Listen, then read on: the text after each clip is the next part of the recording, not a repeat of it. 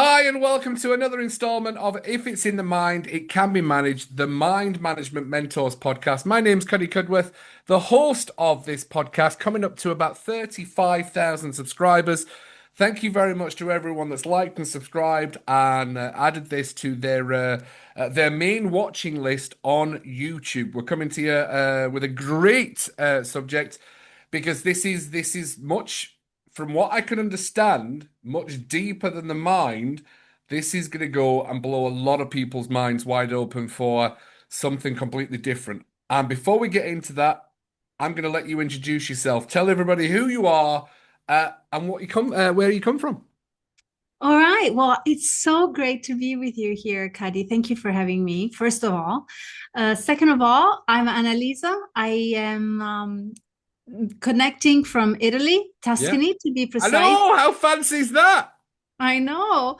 One of the most beautiful places on earth. And I am here today to talk about behavior mapping, which I love. You, So let's I, dive right in. especially when you mention, because we don't do much prep before the podcast starts, but you kind of mentioned the word I'm looking for is we're going to talk about your journey, but you talked about human design, the whole premise of the human design, and I think that is an amazing concept that I want to deep dive in this podcast because it is going to be something completely different. And the reason it's going to be completely different because Annalisa, to be fair, I don't know what this is, and that's piqued my interest. Because I try to be as well versed in as many things as possible so that I know when I'm working with my clients, whether it's online or face to face, I'll be like, right, this is a technique or this is an ideology that I want to bring into this coaching session. So I'm really excited. So thank you very much for being on, Annalisa, and all the way from Tuscany as well, which I is know. I'm so wow. happy to be here. What can I say? I am a business coach. Yep. I have been doing this business coaching for about 10 years with a particular twist, with a personal efficiency twist, meaning that my business coaching relies heavily on the person, so the business owner, the person and their personal efficiency. And this, in turn, is all mapped out in this beautiful blueprint that we will discuss today for the first time live for your podcast. So, nothing's prepared. We'll just go with the flow. Honestly, do you not find it's better that way when it's organic and it goes with water, it just flows? Just flows, and it's a way for you to be genuine in your questions because you don't know anything about it. Do you know what? Your accent is so American as well. It's so I know. American. I lived in the States for a while. Yes, How long did you live in America? I lived in New York for about a year, and then I did my master's at Duke University in North Carolina. And I've lived abroad. I've lived in Switzerland, in London, and Australia, but the American accent is the one that stuck with me a little bit longer than all the others. All the others. I love that. Fantastic. So, before we get into behavior mapping, there has to be a journey that brings you to behave. We don't just stumble across things. Whether the universe opens up and goes, you maybe want to learn this. To be fair, Cuddy, Annalisa, this is what you need to know to get you to where you need to be. So there's Wow. always a journey and there's always a tipping point. And I always try and find out what people's tipping points are and how we turn those fabulous failures into the biggest successes that we could possibly have. And that's pure mindset. So talk to me about the journey of Annalisa Corti before you found behavioral mapping. How long have we got on this Oh, we've podcast? got as long as you want. This can go for a Okay. long time. No, I give you the short version. Uh, I was always working as a employee. So I was always working for somebody else. Yeah. I started working very young. I was 20 while I was studying, but I was always working for somebody else. Uh, in 2014, so I don't remember, but a long time ago, in 2014, I decided that I had just finished a certification on naturopathic as a naturopathic practitioner, and I wanted to start my naturopathic practice, right? because I love all that is like integrative health and all that good stuff. So I start my business.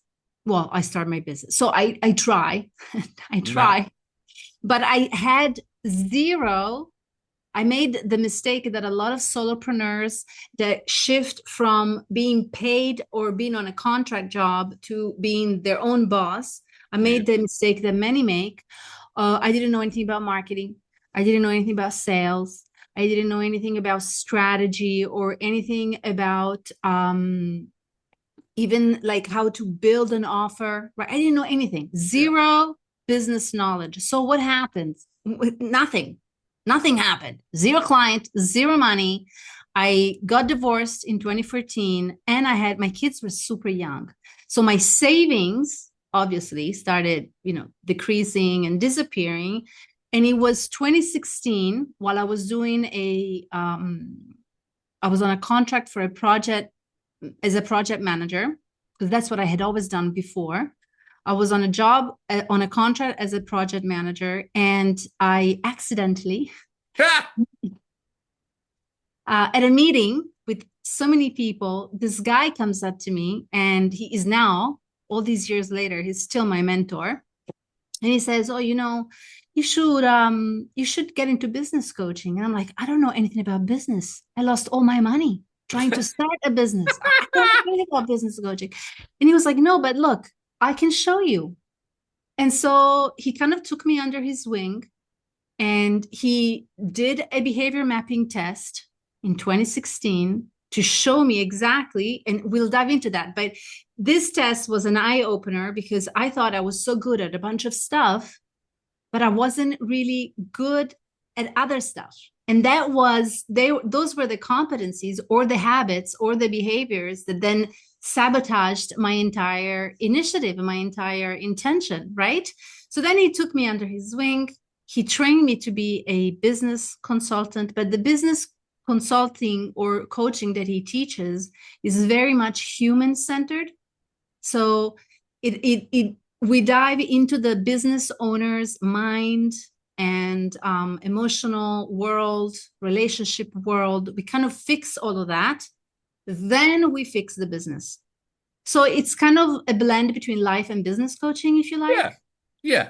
And as the basis of it, we have behavior mapping. So now fast forward to 2025, I'm still doing that on the side, but really now I just want to take this test, the EPA test, which we'll talk about later, has been built and developed by my mentor in Italy. And at the moment, it is only distributed in Italy. I am the only person that can take it outside of Italy because I speak English and I have global colleagues and coaches and consultants that like to learn this. So here we are. Was that quick enough? That was a fascinating story. That I have some questions though. All right. I All right. do have some questions. What did you find out about yourself from your behavioral mapping? What was it that you said you thought you were good at everything? And I get that concept. I do because I know that I try to be as self-aware as possible. And it's funny because sometimes I had a conversation with someone and I actually said, I'm terrible at strategy. I'm terrible at strategy. And then 5 minutes later, I was having a conversation with a close friend. And they just said, "Oh my God, you've got such a strategic mind." I'm like, "What do you mean?" And he was like, "Oh, that's the strategy you've got there is absolutely fantastic." I'm like, "Wow, I didn't know I was good at strategy until I had a conversation with somebody that they just went straight into, my God, you need to take that strategy and do this, this, and this." And I'm like, wow. So that belief, we're always talking about the beliefs. I'm not good at something didn't help me realize actually I am good at something. So your eyes lit up when I said that, Annalise. So that was me, but talk about you. What was it about you that behavioral mapping helped you realize, I need to work on this, this, this, and is that the part of the human design? It kind of brings up and please tell me if I'm wrong, does it bring up your flaws, your strengths, your weaknesses, your powers? Surely the EPA test, the behavior mapping test, brings out your efficiencies and your inefficiencies. But unlike human design, which I love, Human design is much more, in a way, it's your identity blueprint, the Yeah. one that you came to Earth with, right? When you were born, Mm. this is kind of the blueprint that you brought on Earth and your mission and your destiny and all of that stuff. This is different because this is, if I were to give you the test today, it would be Cuddy in August 2025. Who is Cuddy in August 2025? How do you show up in the world right now in August 2025? Not how you came to Earth, right? It's different, completely different perspectives. But what did I see in 2016? Well, I thought I was really good and I was ready to start my own business because I had studied a lot. I knew a lot. I walked the spiritual and integrative medicine aspect as well as the neuroscientific aspects. So I felt like I was so prepared that I really could help people. The problem with starting a business is that you need to also know about strategy, offers, marketing. And so I thought, I didn't know, I was ignorant about those types of competencies that I had to have. So when I looked at my first behavioral test, I saw that I was an extremely loyal person, ethical, reliable, high discipline, high organizational skills, a bunch of other things that they were mine. I could see them, but I couldn't sell. I couldn't I couldn't hold a negotiation or talk about a deal or do marketing. I couldn't really put myself out there because I was super shy. I'm still kind of, I wouldn't use the word shy, but I would say I still prefer to have some alone time. I'm not one of those Yeah. people that needs to be around people all the time. But back then I saw that I could not go out and do marketing or sales because I was extremely introspective Mm. and afraid. I was afraid of having a conversation. I was afraid of having a conversation that was not technical in nature. So how the hell was I supposed to start a business if I was too afraid to tell the world that I was going to do, that I was doing that business and that I had those skills that I could help those people.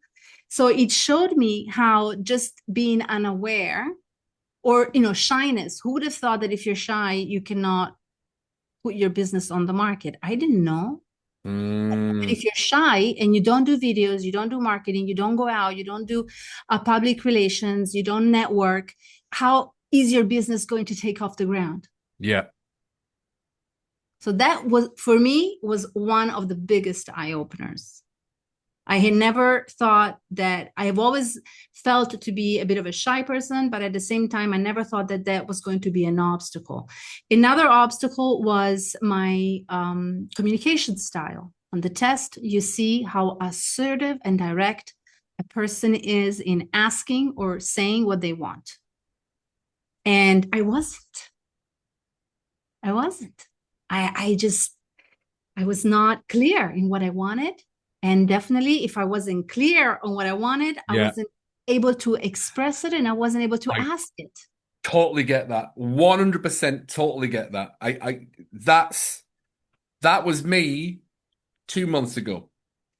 That was genuinely me too. That I didn't know.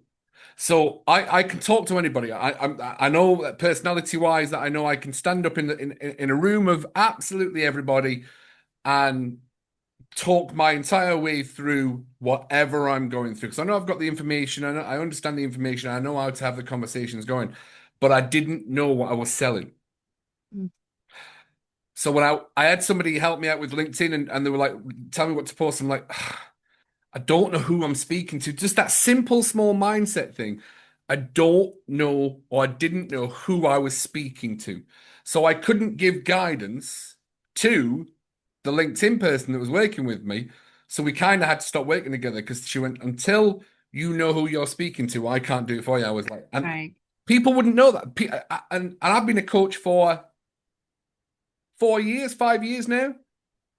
And still on that journey, I didn't know who I was selling to. And it's one of those things that, especially on that journey of whatever kind of coaching or entrepreneurial business, who would have thought? Because I think it is, and I'm sure you'll agree, anybody can go away and be a coach in whatever they want to be, because you can buy a course for 30 quid, €50, shows you all the tips and techniques, but it doesn't make you a coach. It doesn't make you No, a valuable part of no. what you know you can do and show up in the world. But that simple mindset change for anybody, and especially working with you. So that was what popped up for you. That's fantastic. I think that's absolutely amazing. Those two things were eye openers. And So then, how did you, so how did the coaching go for you? Did you then go, now I have an area I want to focus on, or was there another part of the test that let you know, do this? well, no, I wanted to, at this point, I just wanted to work with him. So I learned Mm, I learned a business coaching with a very humanistic heart, because that really deeply resonated with me. yeah. And that's what I've been doing ever since.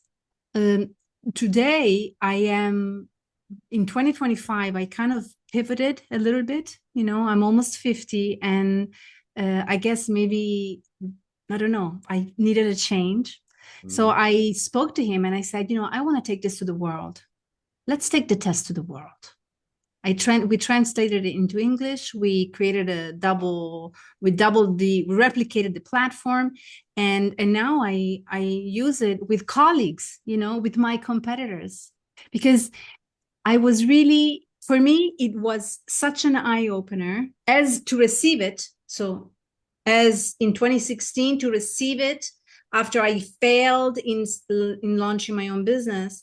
But what I see so many times is that people who don't have a blueprint, a behavioral blueprint, and they want to guide their clients from A to B, they often have to like push the client, carry the client, or they feel like, why do they say yes, they're going to do it, and then they don't do it?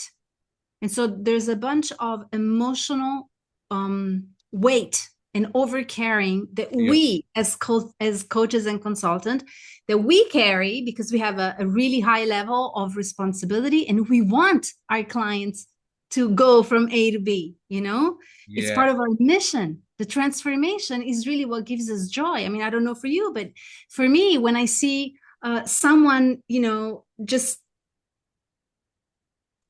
have aha moments, or change their behavior, or change the relationship with their kids or with their spouse or with their employees, that transformation is priceless. But Mm. how often does it fall on us to carry and push and come on and encourage and motivate? So having the test at the beginning of that relationship, client coach, client consultant, client manager, you know exactly where the pitfalls are. You know exactly where this client is going to try and sabotage you before they actually do. Ah. Oh, Because if that's someone, clever. so if someone has, for example, if someone has low self discipline or low self motivation, it Yeah. means that they will go up and down with mood swings. Yeah. And it means that if they can kick the job or the task down to next week, they will do it. But if you see it in the first appointment with your client, then you, as a coach, you know how to circumvent it, or you know how to help them through it, because they see it too. When I deliver the test, I'm like, dude, your discipline is really low. This means that you're going to tell me you're going to do things, and you are not going to do things. And I don't want to be babysitting you. So what are we going to do about that? And you make an agreement with your clients, which makes your life so much easier. This is why I think it's such an important helping tool for our colleagues around the world. Oh, nice. You like it? Nice. Now, because basically it's a tool for what's the word I'm looking for? It's the tool for I love it because you've already got the plan, you've got their behaviors, you work with them because it's the behaviors that help us sabotage, right? So it's our sabotaging behaviors, but if we can't spot them, it's like a client assessment form. It's a really in-depth onboarding client tool. Love it. Yeah. And I use it in the second appointment. So imagine a discovery call. You meet the Yeah. person. Oh, hello. What do you need? Blah, blah, blah. Okay, well, do the test. Yeah. Second appointment, I know who I'm talking with because I see the graph. And once you learn how to interpret the graph, I mean, it is amazing, Cuddy. I can tell you, and I do this with HR managers when they get me to analyze their teams. I'm like, so this guy, he tells you he's going to do things and then he won't. This guy gets like really touchy and oversensitive and then reacts and gets mad at this one. And then this one, because they say yes to everything and they are afraid of speaking up, eventually just blows up in everybody's face. Like, how do you know that? Well, I'm looking at the test. Ah, that's brilliant. So it's brilliant because it gives you you go into an appointment with a new client, but you know exactly who you're looking at. You know exactly what buttons to push to get them to own it and to get them to actually speed up a little bit of accountability. And on the basis of that, you build a mid to long-term contract with them. 6 months, 12 months, 18 months. It depends on the role. It depends on the sector. Because you say, dude, you know, if this is our starting point, before we can get to what you want to do, we need to do this, this, this, this, this. Then we can get to what you want to do. Because if we try and do it earlier, you're just going to, you know, I can't really swear on the podcast, I imagine, but Of course you you can. really, You can swear as no. much as you like. It's for adults. But, you know, you're just going to like shoot it down. And so first, and so it gives me as a consultant, it gives me greater leadership at the beginning. Because yes, I can. So the way I'm seeing this, you're going to be able to help as coaches when we work within business structures and things like that. You're going to be able to accelerate everybody into high performance because you'll start seeing that it kind of brings down the matrix of why is It that person. brings down, oh, I love it. I'm going to use that. It It brings down brings the down the matrix. matrix. Absolutely. That's a lot of the things when I'm talking. It's like, look, I'll take you behind the matrix so that you can see why people are doing what they're doing. And if you've got that all signed up in with your questions, your piece of paper, and you can say, well, this person's going to get overreacted. Da, da, da. You're then now starting to drive everybody's attributes into the same direction because now you know how to handle them. Yeah. Yeah, it's really great. It brings down the matrix. I love that expression. It brings it down because in the 200 questions that you answer, I don't see the answers. I just see like a graph, colored graphs, right? Yeah. In the colored graph, the personas that we hold up, we all have personas. Oh, of course. So the personas that we hold up, you know, they're not there. So if in the discovery call, someone tries to fool me, obviously it's really hard now. But anyway, it's kind of like I can see it when someone's performing and when someone is being real. But anyway, I'm sure you do too, you know, when someone's trying to like really sell themselves and then whatever. But anyway, so you might have a client who tries and sell themselves in the discovery call, but already from the second appointment, they can't sell anything because you know exactly who they are. And you show it to them. Because part of the process that I teach is that you need to deliver the result to your client. He needs to see it and he needs to own it. Because that's a great. So my next question is, how many people, when they see it, go, "That's not me"? In 10 years, well, 2016, yeah, 9 years, I think that's happened like 4 times. Wow. And that's because, frankly, 2 of them were narcissists. Yeah, So yeah, they're not going to see it. There's not a they're chance. not. Yeah, So they're absolutely. not going to see it. They're like, well, this test is flawed. The problem is with them. But, you know, they Yeah. were narcissists. So what can you do? So That's in 9 awesome. years, I 4 love it. people, 2 of whom were narcissists. So we're left with 2. So the other two just weren't. That The other invested two in what just they were weren't doing. ready. They I weren't mean, ready not or they invested weren't in. ready. I mean, the test is pretty raw. So even though when I teach how to deliver it, I really highlight the fact that we have to be extremely gentle and kind, because some people may really, when you see how inefficient you are in front of you, and there are scores, right? So maybe you have like a plus 50 on one hand and like a minus 45 on another, and you're like, oh shit, what? Oh God, I'm really bad at this. So it is our job and responsibility to deliver it in a way that it has a positive impact, Yeah. because this is behavior. Remember, behavior mapping. This is behavior, which means that if you see it and you adopt some changes, so you go and modify the behaviors, in 1 year from now, we work together, you do the test again, and it's not going to be the same. Oh, wow. So this is completely blowing disc out of the water then, isn't it? I don't know.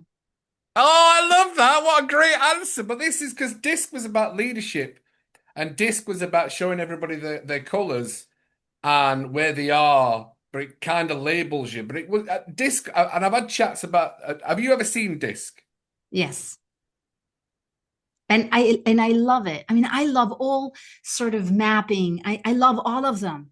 I've done so many, both like business wise and like spiritual wise. I love all of them. The reason why I stand behind this 10 years on is because behavior is our actions every day. So explain to people what do you mean by behavior? Because that's a really powerful question. What do you mean by behavior? It's all right, me and you talking about it because we know about it, but someone's tuning in and they'll what do you mean by behavior and sabotaging behaviors? So imagine that I am a marketing consultant. I Yeah, come to you because you need to do marketing for your podcast, right? yeah. And I tell you, Cuddy, great podcast, great YouTube. I mean, the episodes are great, but your Instagram is empty. You need to do a little bit of videos, a little bit of reels. You need to do some backstage. But you, for some reason, and I will see this in the test, you have a really high, rigid beliefs about some things, right? So, first of all, I need to understand what these things, what these rigid beliefs are. So, imagine that you hold a really rigid belief that Instagram doesn't work. Nice. And if I see that you really hold on to the stuff that you believe in with a little bit of mental rigidity, Yep. right? So, if I don't first work on that, you are never going to do reels and you're never going to do backstage videos, and you're going to pay me, but I'm not going to deliver the results because you're not doing something that I've asked you to do because you don't believe in it. I like that. Or something more practical. Let's stay with the marketing consultant example. So I'm a marketing consultant. Same thing. I say, look, you want to start a podcast. Cuddy, great idea about the podcast. Now podcasts are really trending. So look, you need to start doing some networking, and you need to start doing some self-marketing, and you need to put your face out there and your voice out there. And I look at your test, and I see that your extroversion and your people columns in the test are really low, which means that you're like super quiet, isolated, mistrusting of people, and you don't Mhm. put yourself out there, right? So, as a marketing consultant, I'm like, shit, how is this guy going to do self marketing if first I don't help him break the ice a little bit? So my clients, when I have people that have to do marketing, even though I'm not a marketing consultant, but sometimes, I tell them, we got to do some videos and we got to go out there and do some PR or whatever. But I see that their people skills are really squashed down. I give them this exercise, which is super fun. So for 30 days, you get out every day and you talk with three strangers. So Mm. you approach proactively three strangers, and you have to discover three things about them in that conversation.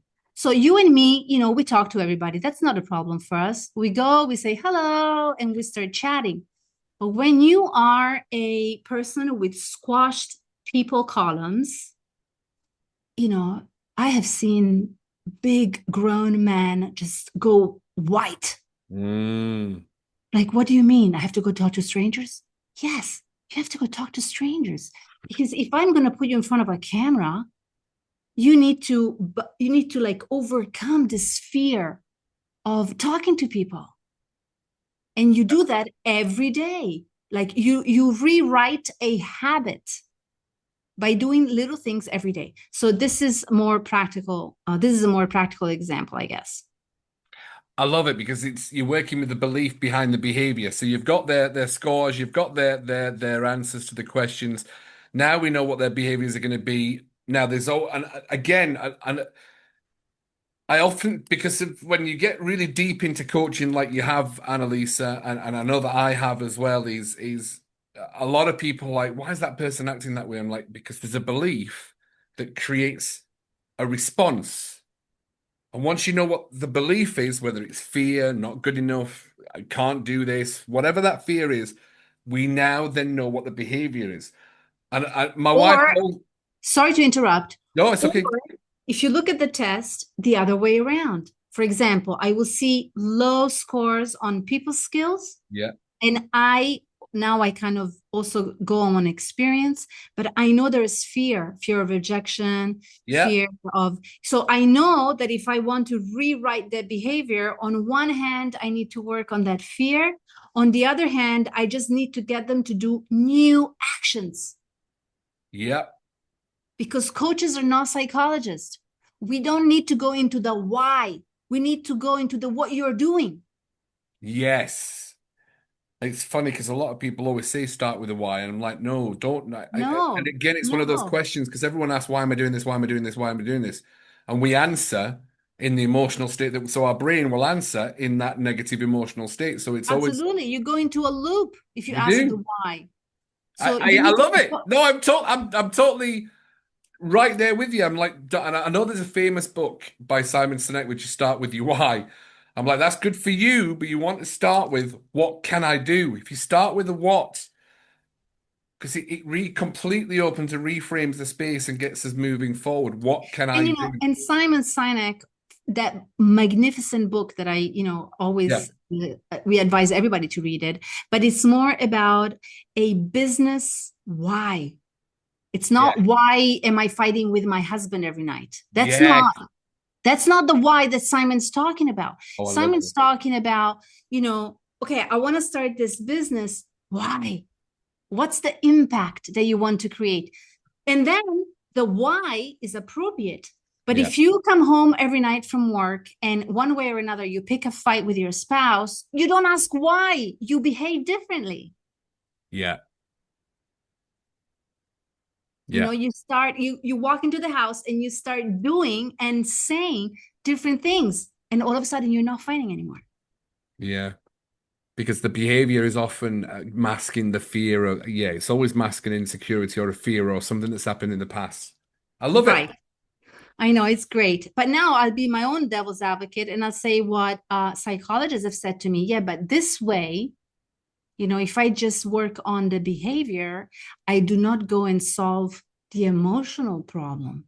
And I say, okay, fair enough. But what I have learned in almost 10 years of consulting and coaching is that when people start behaving differently in a conscious way, so instead of coming home all nervous and electrified by work stress and dumping that on my family, I check myself before coming into the door. And when I walk through the door, I use different words, different facial expressions, different ways of interacting. First, I change my behavior. Then I get different results because all of a sudden, maybe my spouse also reacts differently. My kids also are less cranky. So there are different concept responses. I put inputs, I get different outputs, Love it. right? right? And this different inputs outputs correlation slowly brings me to ask myself, but why, for all these years, why did I always fight? And you go into the emotional. Yes. That's when we So, get to resolve the emotional part. but already I've resolved the ignition. I don't know. It's like if Trigger. I'm fighting every day, Trigger. I'm in an altered state, emotionally speaking. But if I stop that, I can more peacefully dive into the emotional whys. You know, what happened? Where did I learn this model? Where did Yes. I, does it make sense to you? It 100% makes sense, but I can also see why psychologists do like to.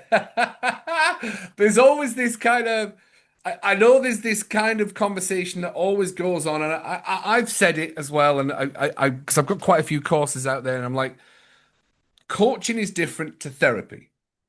Absolutely. But both are Therapy, great. but exactly. One day you might need therapy, but you'll get to a place where you're not moving forward because you keep get stuck talking about the past. Counseling is like a triage sometimes for people in that moment to allow their body to be able to express how they're feeling. But there's going to come a point where you're going to become. That's how we've used mind management. Is we give you the therapeutic part, but then we get you moving forward. So we allow you to Right. process. Then we start solution focus, moving people forward, and that's where mind management actually came into. Was if you fused therapy, counseling, and coaching, you have this exponential outcome for people. Go, wow, resolved, move forward. Thank you very much. And it can be quite a quick process for sometimes. But that behavior understanding, I suppose, when you're talking about it, I'm like, this is what I do in my head, which is not always the right way to do it. But I'm like, right, what's the behavior? Let me work through it. Let me walk them through the behavior. Where does it happen? How does it happen?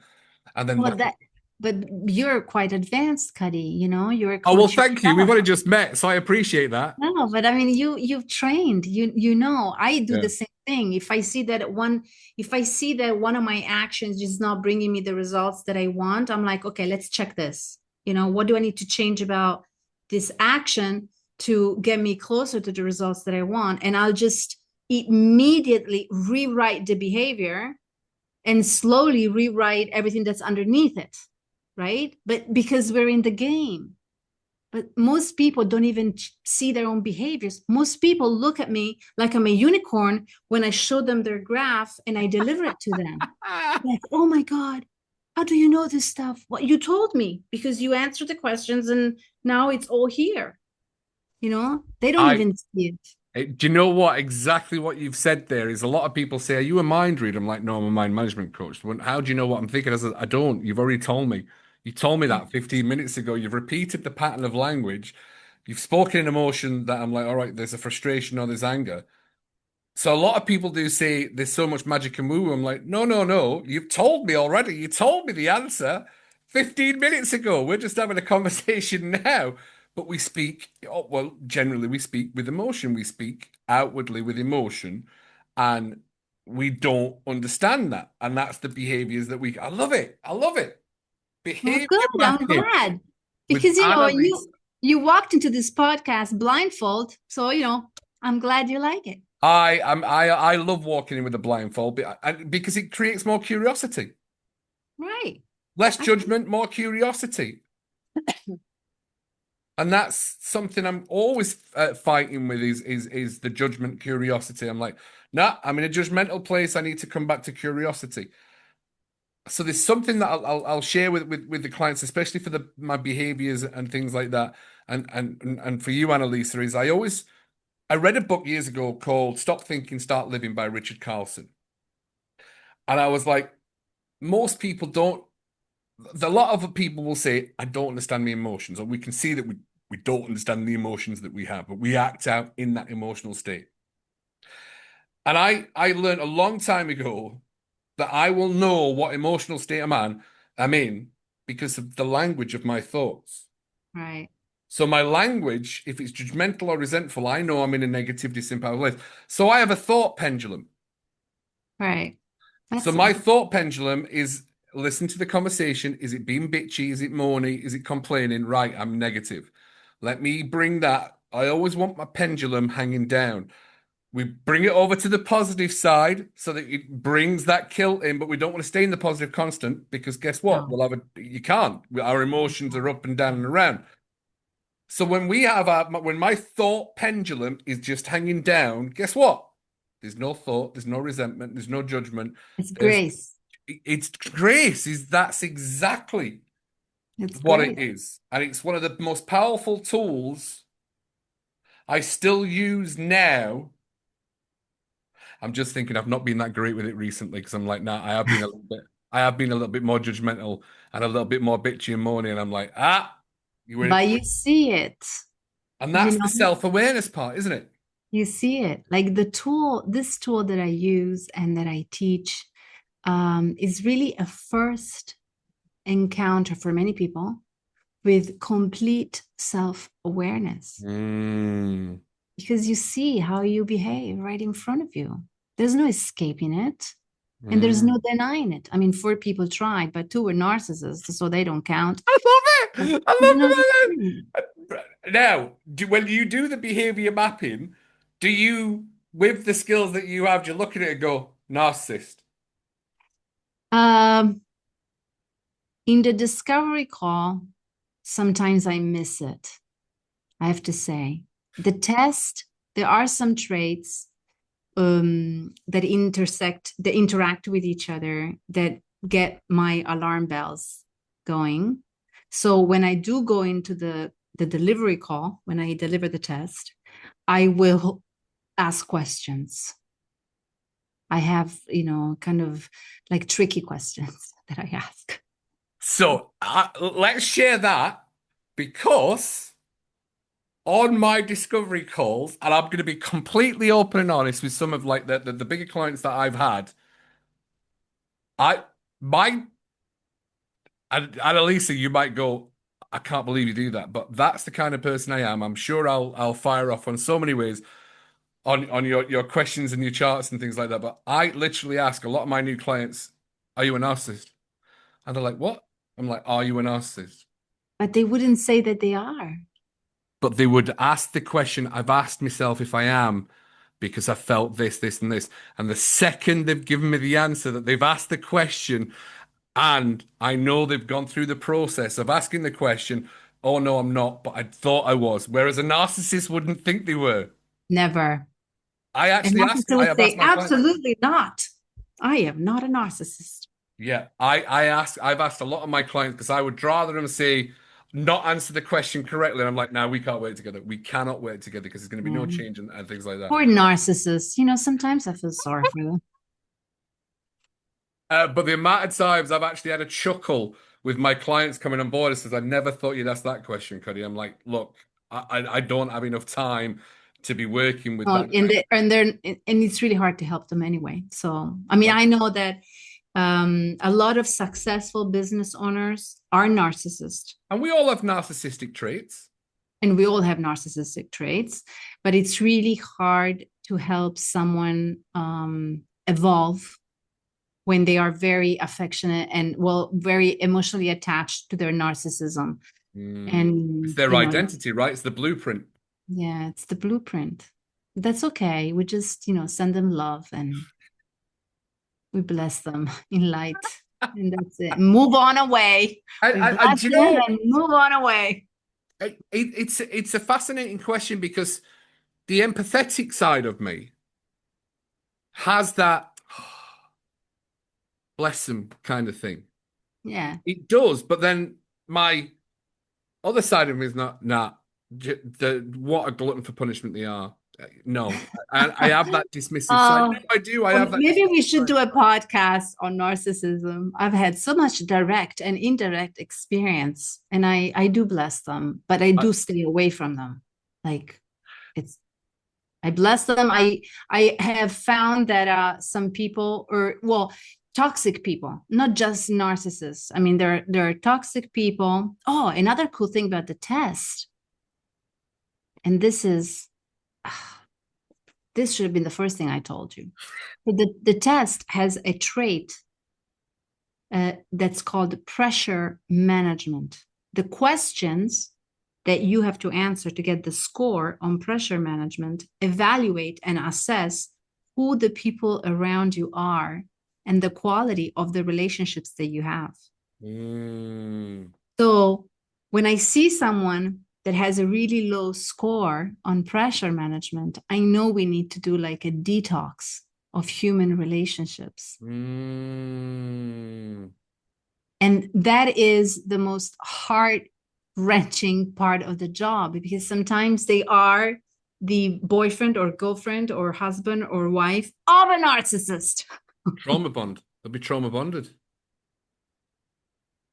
So that's really, but I see it. You know, there's a trait that tells me this person has toxic relationships. How many? Sometimes one, sometimes like, you know, mother, father, sisters, everybody.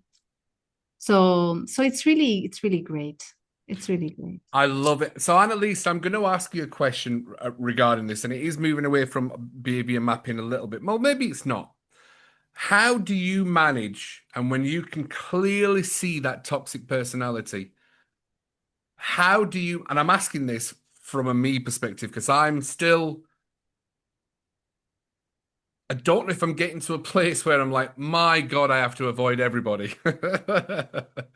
Or there's still that little helper in me going, oh, maybe if I can just, you know, if I strike this conversation, it might.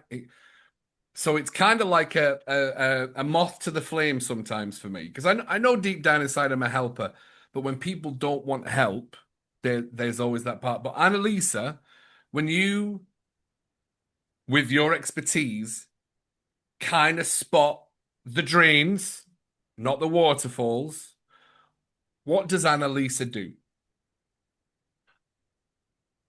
But there's a whole protocol in place when I have someone in front of me who is stuck in toxic relationships. First of all, is finding out if the person sees them, because sometimes they don't see them. So first of all, I have to find that out first. Are they aware? Then we find out, depending on who these people are, find out if we want to keep these people or we want to not keep these people. Sometimes they might be like university friends or high school friends or Family. you know, some like far Family. away cousins, Family. whatever. Okay. If it's parents or partners, I mean, there's always divorce, but you know, it's the last resort. So if there's parents or partners or brothers and sisters, so if it's really like immediate family, then we try and go into the dynamics of those relationships, but always from a behavioral standpoint. I don't, you know, I'm not a psychologist. So I look at how do you talk to each other? What do they do? How do they provoke you? How do you respond to the provocation? So it's about, so imagine they are aware, they know who their toxic people are, they are happy to neutralize this situation. They are ready to accept the fact that we cannot help those that are not ready to be helped. Okay. So if those four things, and I need to check every one of them, then we teach the person to manage that relationship in a new way, behaviorally. Things to say, things not to say, things to do, things not to do. And I'll tell you that I have had business owners, so clients with businesses that have doubled their income just by neutralizing these drains. Wow, that's powerful. Like money or business is a direct consequence to the business owner the quality of their emotional energy. So if they are clean and happy and light and open, the business, obviously, if it's built correctly and there's sales, marketing, or whatever, but the business is fueled with this energy. If the business owner is on a roller coaster because they are on toxic relationships, it's all so much more tiresome and so much more energy is required to get to a minimum level results. Yeah, I love it. Annalisa, this has been a fascinating chat. Yeah, me too. I loved it. Thank you. Thank you. I think we should do an episode on toxic people. I think we should. I think we will get that booked in for, and let's deep dive what toxic is, because I think it can be overgeneralized. And I know we're wrapping up now as we move into different things and things like that, but there's a lot of labels that get thrown around, such as narcissistic people and toxic people, and stay away from the drains and things like that. We come from a place of we have to label things sometimes. Labels are not always correct and Yeah, they're not. serving. It just No, helps, it's like a little brain shortcut. yeah. So I always, when I work with my clients on toxic people and when I teach uh, how to deal with this, when people see it on the test, I always say, remember not to stay in duality. There are no good people, there are no bad people. There Mm. are people that have higher self-awareness and higher emotional responsibility and accountability, and there are people who have less. Is that touching on the states of consciousness a wee bit? I think it's just, let's keep it more basic. Let's just stay on self-awareness, because Yeah. a toxic person, someone who criticizes, judges you, makes you feel like you are not worthy or you are not capable or you are always doing the wrong thing, they are doing it out of love because they want you to succeed, but their way of showing you love is fear-based. Yes. And it comes through their failures.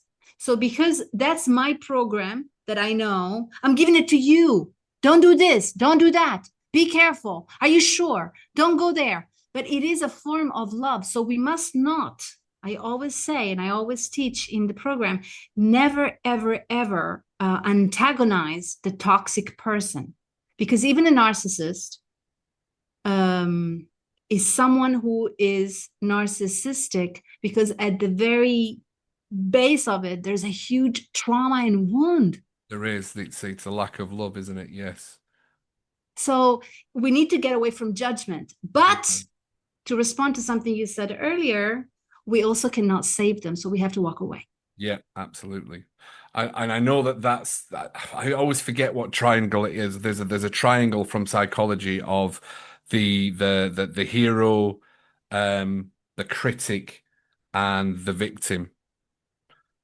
Is it the savior, The savior, the critic, the crucifier, or the critic, and the victim, and we all play those roles at some part. We'll do? move into all those different roles, and those roles are there to create a behavior that's been helpful for us in the past. However, it's maybe not going to help us moving forward. So we work on understanding those behaviors so that we can move forward.